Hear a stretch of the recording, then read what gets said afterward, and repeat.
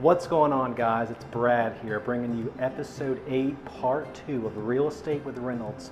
181 things that I'm doing as your agent. The question to ask yourself is yours. In the first part, we looked at 76 different things that I've listed off so far that I do in almost every real estate transaction.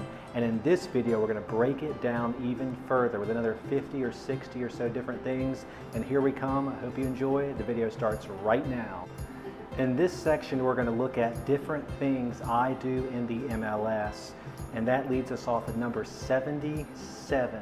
The first thing I do is make sure that the information I have put into the MLS is accurate, whether it's the neighborhood, the taxes, the tax card, the address, the purchase price. So many things go into it, and you've got to make sure that those things are right. If not, for instance, if the zip code is off and someone is searching for your zip code where the house is, but you've got it listed wrong, it's probably going to take longer to sell. Little things like that, always make sure the information is accurate. So that first one combined a couple, which leads us up to number 80. I'm going to make sure the property shows as active in the MLS.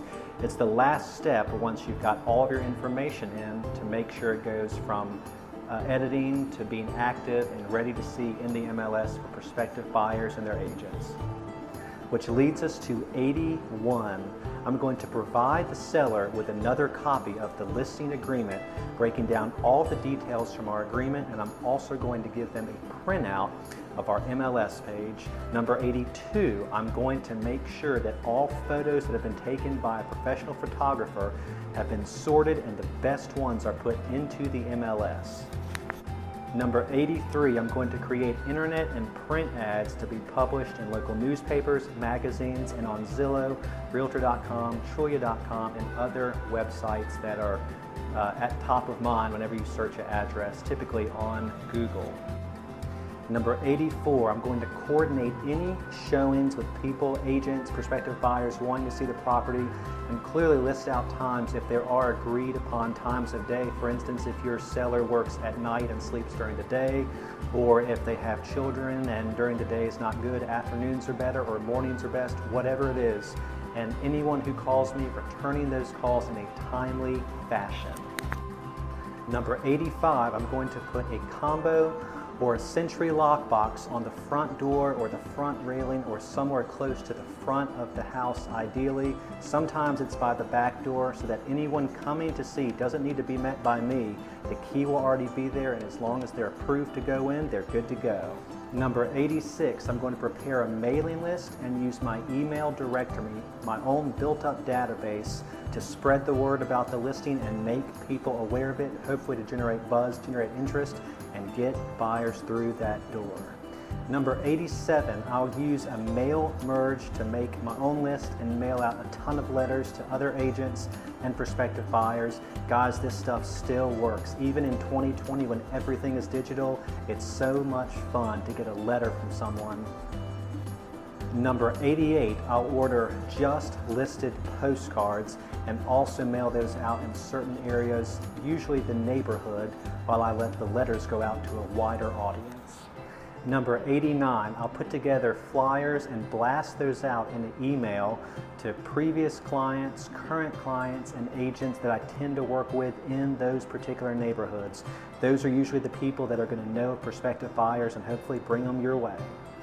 Number 90, I'll consistently be reviewing the MLS to make sure that my listing is competitive with others close by in terms of price, condition, and other factors that a would-be buyer would be looking at. Number 91, I'll prepare a brochure to leave at the house for any prospective buyer and their agents coming through the house. This is going to be, it could be an MLS printout, it could be a customized infographic that I've made and left there, it could be a property condition disclosure, it could be all of the above.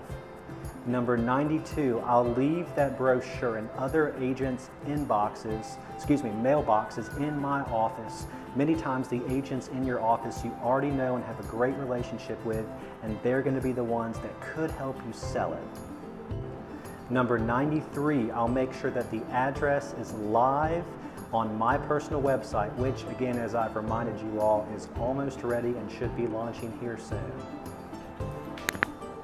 Number 94, I'll mail out just listed postcards to all neighbors within about a 1-mile radius of the listing.